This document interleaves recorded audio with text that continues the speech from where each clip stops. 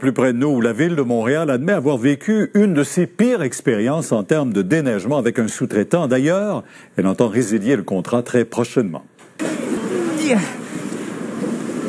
Jeudi après-midi dans l'arrondissement du Sud-Ouest à Montréal. Vive la ville, grâce à eux autres, une fille en moins.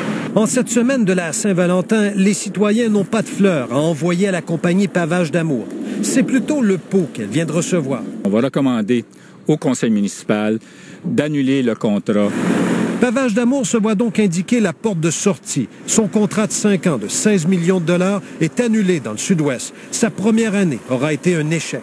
On est maintenant rendu à plus de 151 000 $ d'amende depuis le début de l'hiver. Ils ont frappé combien de lignes de gaz dans le Sud-Ouest? Ils ont frappé une porte d'une banque hier. Ils ont cassé la fenêtre. Peut-être que Pavage d'Amour feront des bels ouvrages pour l'asphalte, mais pour la neige, là, non.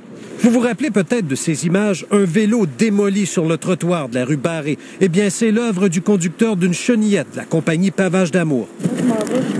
Et que dire du plus récent cas? Ce jeune homme atteint de la leucémie se dit prisonnier de son logement. C'est que Pavage d'Amour, selon lui, n'est jamais venu déneiger le trottoir et la rue depuis la tempête de dimanche. Quand ça fait 6 mois là, que tu fous rien, que tu es alité, que tu es malade, que tu peux pas vraiment être en public ou quoi que ce soit, puis là, tu as le droit de sortir, mais malheureusement, tu es emprisonné dans ta maison.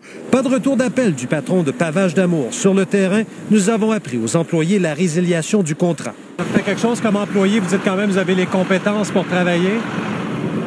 J'ai les compétences pour pas tomber dans ton piège. Fait que fais juste reculer. Si ça marche pas, appelle la compagnie. Yves, la présidente du syndicat. Ce soir, Pierre, la présidente du syndicat de... Elle a eu ce commentaire, on l'écoute. La job, on la connaît.